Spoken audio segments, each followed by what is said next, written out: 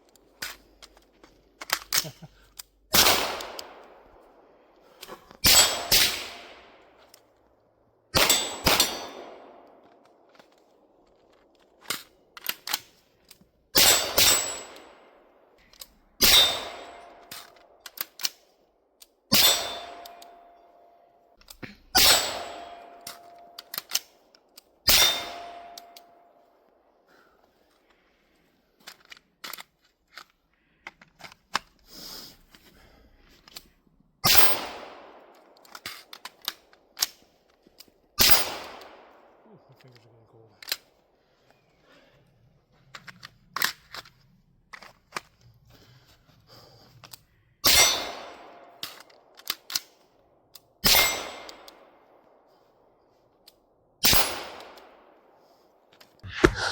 All right, guys, like I said, this is going to be a quick follow-up video to my first impressions video on the Primary Arms SLX 2 to 12 by 40 second focal plane scope. It's probably going to start getting dark soon, so hopefully I can get this done before that. But I just want to do a quick video on it. I want to talk about a few features, getting into the philosophy of use a little bit without getting too off topic and lost in the weeds, because this is off the cuff as usual, as you guys know if you watch my channel. So I want to talk about this again a little bit, because one of the main things that is brought up in the comments of my last video, if you guys haven't watched my last video on this, my first impressions video, check that out first. It's going to be a little more information for you. This is just, like I said, a follow-up video. But one of the main topics that people talk about and point out with this scope is the fact that it's second focal plane. Some people like that. Some people don't. People kind of label this as a hunting scope. I think that's... like, it makes sense. Like, we're kind of, I don't want to say we're spoiled by first focal plane scopes nowadays, but it's become the standard, especially in the more like tactical space. First focal plane is what most people want out of an optic. And I agree. I tend to like first focal plane if the reticle is designed well, because I need it to work at the whole magnification range. If it's going to be first focal plane, I don't see the point of first focal plane if it's not going to work well at the high and then all the way up through to the low, all the way up through to the high magnification. I need it to work well at the low end because I spend a lot of time at the low end. That's how I run most of my scopes, is down at the lowest mag. Because if I'm up close, I can use it at the lowest end a little faster. If I'm at distance, I probably have more time to crank it up to a different magnification. That's kind of the way I run these. I also run the top dot as my primary aiming solution for close shooting. So yeah, I like first focal plane in most of my scopes. If Primary Arms made this same scope in the same body in first focal plane, but added their reticle that was in the 2 to 10s or 2.5 to 10 GLX, I think it was, I don't know if that was the Griffin mill. It was also the Raptor M2 or M6. Anyway, they had their 2.5 to 10 reticle that had the really big horseshoe and then had the chevron. Then you could either have the BDC or the Griffin mill tree. That reticle was designed so well to be run up close. And then as you cranked it up, it was still usable at distance. That horseshoe grew a little bit in size to the point where it was a little thick. So I wouldn't have wanted that as like a primary high end or high end of the magnification range scope. But it worked well for someone like me that spends more time shooting within a few hundred yards than shooting at distance, right? So it was a great reticle in my opinion. So Primary Arms, if you're listening, this optic, if you decide to make first focal plane versions of this, it'd be cool to run that same reticle in there because it just worked so well in your GLX 2.5 to 10. Now coming out with a new version of the GLX 2.5 to 10 or a 2 to 12 would be awesome as well. That would be cool. It's been teased for a long time now, but it's there hasn't been any info on that. So if you guys are working on that, I'm looking forward to it. Hey guys, real quick, if you enjoy this content, please consider subscribing, hitting that thumbs up button, and comment down below. I enjoy your feedback. And if you like the content, please consider checking out my website. That is WingateSolutionsLLC.com, link down in the description. My wife and I have a small business.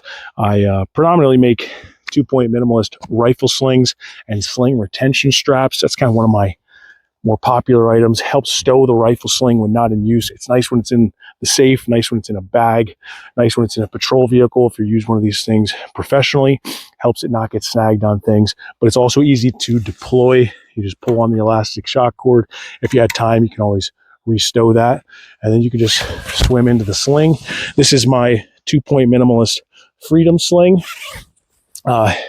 Just a no frills, simple, basic, quick adjust 2-point minimalist rifle sling. But if it's something that you're into and you need some slings, I have them pretty competitively priced, so go ahead and check them out.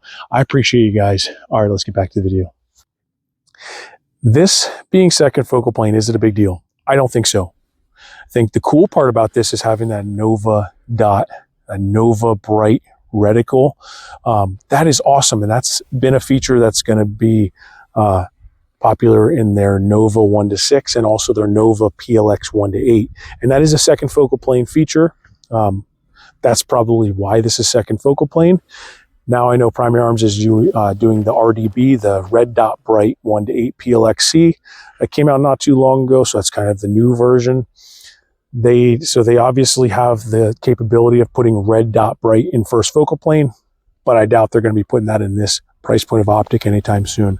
So this Nova Bright 2 to 12 is really cool. I didn't think it'd be that big of a deal to have the red dot bright 2X, but I think it's actually something that's going to grow on me. I think it's going to start to be more popular in these type of scopes for guys that actually run these things closer range at speed down to 2X. Having the ability to run this thing faster because you have a dot your eyes can pick up is really cool. That's growing on me. That's something I would say over the last couple hundred rounds of running this thing, I really like that feature more than I realized I would.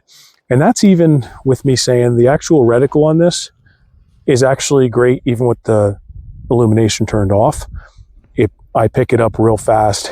I like the design of this simple mill hashes on it, but just the bold crosshair style reticle on this is actually pretty sweet. It works well for me for general purpose shooting. So that's what I kind of wanted to get into. Most people want everything in the kitchen sink. They want first focal plane. They want the giant target turrets, right? And we'll get into that in a second. But the first focal plane, yes, it is cool. I tend to like it, absolutely. But let's be honest with how you're actually shooting your rifles. If you just want all of the capability for more, I don't even want to say this the wrong way, for more fantasy-based shooting, but you don't actually put the time in and you're not actually training that style of shooting, like now you just have a feature on your gun that's adding more complexity, right? And that's not really a first focal plane, second focal plane thing. That's more so when I get into like the turrets, that sort of thing. But I think a lot of people want all of the tactical features, but do you really run those features to their potential on the regular? I don't know, you might. There's guys on here that absolutely are probably studs at distance, and you take advantage of all these features on the regular. I don't know, I can say I don't. I don't shoot at distance as often as I'd like to. That's kind of why I like these more mid-range optics, because I tend to shoot a lot more closer targets within a few hundred yards, more on the regular, where I like to still have magnification for PID, right? For positive identification. That's why I like this range of magnification. Now, turrets now, kind of the same topic. A lot of guys want their exposed target turrets. And I'm going to say I require at least locking turrets on my scopes. I don't even buy scopes anymore that aren't locking, but I prefer capped because I want the durability and the low profile factor. But I want it to be capped because it's rugged. I can bang this thing around and not have to worry about it. Now, if you're dialing all the time, I absolutely understand wanting a nice locking turret. Has to track well, has to actually be designed well to be able to be dialed and used over and over. That's another topic. But if you're actually dialing, I 100% get why you'd want exposed target turrets. But if you're not, is it a feature you really need if you're spending most of your time just holding in the reticle, right? That's why I like this sort of setup. A lot of people think it's just a hunting optic. I think it's a practical optic. I think it makes sense for a practical general purpose rifle build for somebody that's, 80% of the time going to be shooting at distances that aren't going to require dialing and aren't going to even require holding precisely in the reticle, right? And then when I do need to hold more precise, I'll crank it up to 12, and I still do have the mill hashes to give me a decent enough hold if you understand how to use the milling reticle. That's kind of my thought process on it, is this thing will work well most of the time. We want things to work well all the time, and unfortunately that involves you actually putting in a lot of work. So if you're going to be somebody that wants to be the expert and actually take advantage of all those features that you're going to want on an optic, you're probably going to be spending a lot more on the optic, and you're probably going to need to put a lot of time in. So that's just something for you to think about. For most of us, this 2 to 12 second focal plane is going to work well. Now, I'll since I'm off the cuff, I'm kind of jumping around a little bit. I will say though, this being a second focal plane, if you are running this thing kind of fast at different targets, and you do intend to actually mill, it can be detrimental being second focal plane if I try to crank this thing up to 12, but I only crank it up to 11 or 10. I don't get the actual stop, or if it gets bumped. And then if I decide to actually hold precisely in the reticle, I'll probably miss, because the mills aren't going to be equivalent anymore, because it's only based off of 12x, if that makes sense. So that's where I say I still prefer a well-designed first focal plane reticle, because I can use it at any magnification range that I can see those hashes or those holdovers. So even though this is simple, there still is a negative to it being second focal plane, just so you guys know. But generally, I think most people that are just going to understand their holds, 300 yards and in, this thing's going to be great. And that 12x will allow you to get out to the 400 or 500 yard range pretty effectively, and do realistic shooting with a 5.56 AR like this. Cap turrets, I like them. I think they're awesome. I think you should think about whether or not you actually need exposed turrets. And if you do, if you're dialing, awesome. I get it, 100%.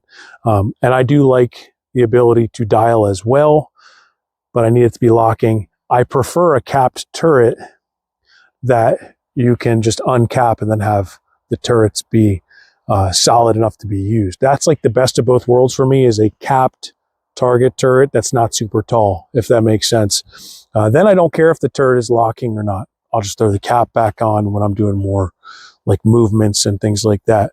That's kind of perfect for me. Second focal plane, I can still say I prefer first, but having that Nova red dot is really growing on me. If it didn't have that, I wouldn't see the purpose of this being second focal plane.